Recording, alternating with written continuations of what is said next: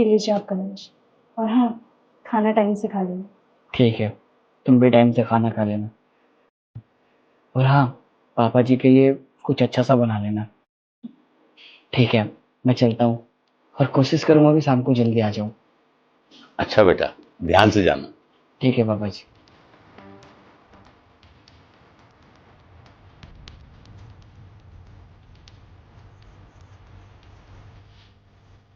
बेटी, तेरी तबीयत तो ठीक है ना? हाँ पापा, मेरी तबीयत ठीक है। तू तू मेरी वही बेटी है ना, सुमन? हाँ पापा, मैं आपकी बेटी सुमन हूँ। क्यों, क्या हुआ? सच बता, तू तू सुमन ही है ना? क्या हुआ है पापा? क्यों आप बातों को घुमा रहे हो? आप बताओगे? तुझे याद है तू शादी से पहले कैसे रहती थी? सुमन, सुमन, अरे उठ जा, काल नहीं जाना। उठ जा मेरी लाडली, 11 बज गए हैं। नहीं पापा, अभी और सोने दो। अरे सोना कब तक सोएगी तू? है, मुझे ऑफिस भी जाना है। उठ जा, चाय वाय पी ले। अरे उठ जा ना। 11 तो बज रहे हैं अभी। अच्छा सोना है ना तुझे, तो सो फिर।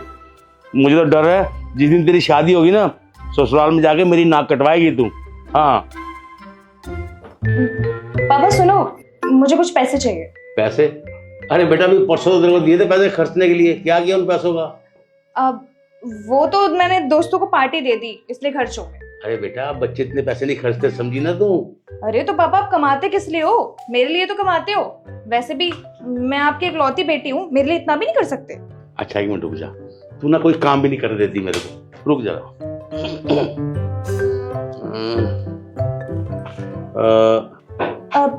पापा ये देखना, इसमें कुछ लगा हुआ है। अरे क्या कर रही है, पागल है क्या? अरे बहुत सारे पैसे हैं वो। बहुत सारे हैं तो क्या हुआ, आपकी बेटी के तो पैसे हैं। अरे मेरी, ओहो, ये लड़की भी ना पता नहीं कब सुधरेगी। अभी भी इसका बचपना नहीं गया।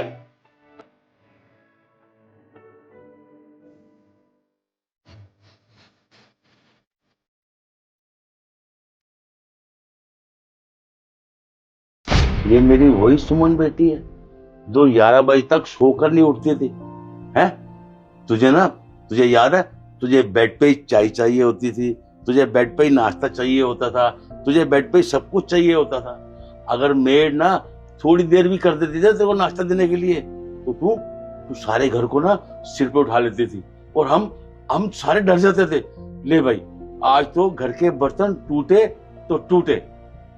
और अब देख, अभी सुबह के 11 भी नहीं बजे हैं, और तूने सारा काम कर लिया।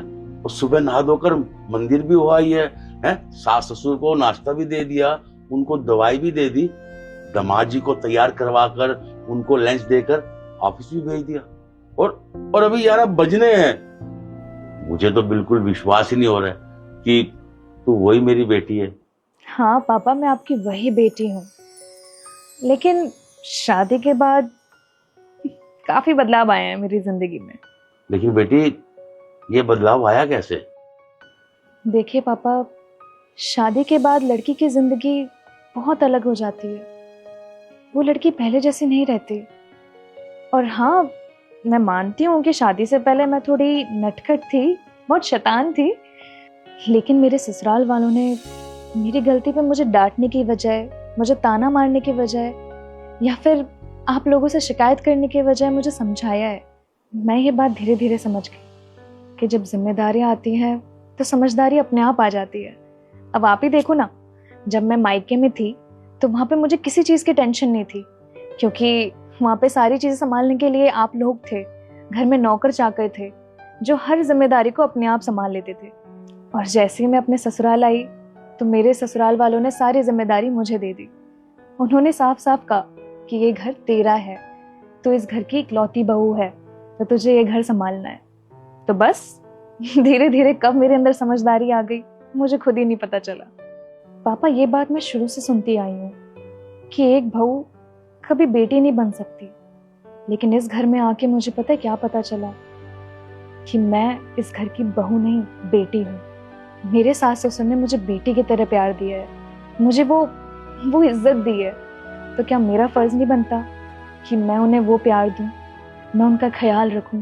पहली जिम्मेदारी होती है उसकी माँ बाप, जिस घर से वो आती है। और अगर वो एक सही लड़की होगी तो वो कभी अपने माँ बाप की इज्जत को झुकने नहीं देगी। और दूसरी जिम्मेदारी होती है लड़की का ससुराल। एक लड़की की शादी के बाद उसकी बाकी जिंदगी उसके ससुराल में बीतती है।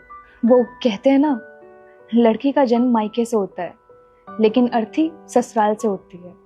दोनों ही लड़की का घर होता है, लेकिन ससुराल में लड़की की जिम्मेदारी होती है कि वो अपने सास ससुर का ख्याल रखे, उनका मान सम्मान करे।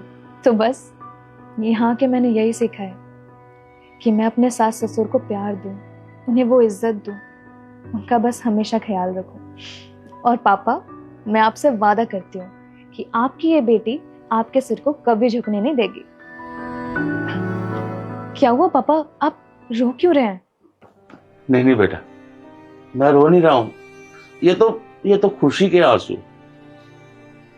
तुझे देखकर आज लग रहा है कि आज मेरी बेटी बहुत बड़ी होगी, बहुत समझदार होगी। और तुझे पता है, जब मैं यहाँ आ रहा था तुझसे मिलने के लिए तो मेरा मन ना बहुत डर रहा था।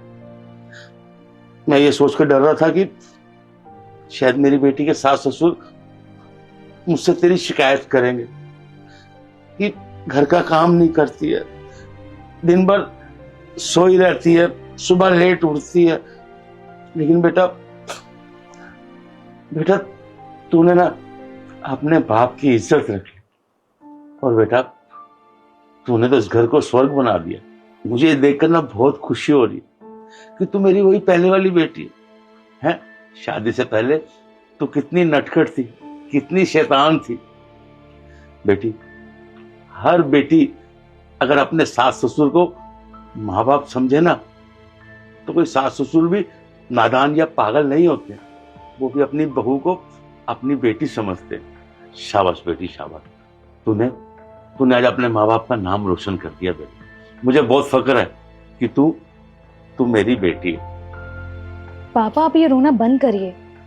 और हाँ, आपको क्या लग रहा था कि मैं 15 से 20 दिन में वापस अपने घर आ जाऊंगी? नहीं बेटा, ऐसा नहीं लगता अब मेरे को। नहीं पापा, अब आपकी बेटी 10-15 दिन के लिए आपके घर आ रही है आपको परेशान करने।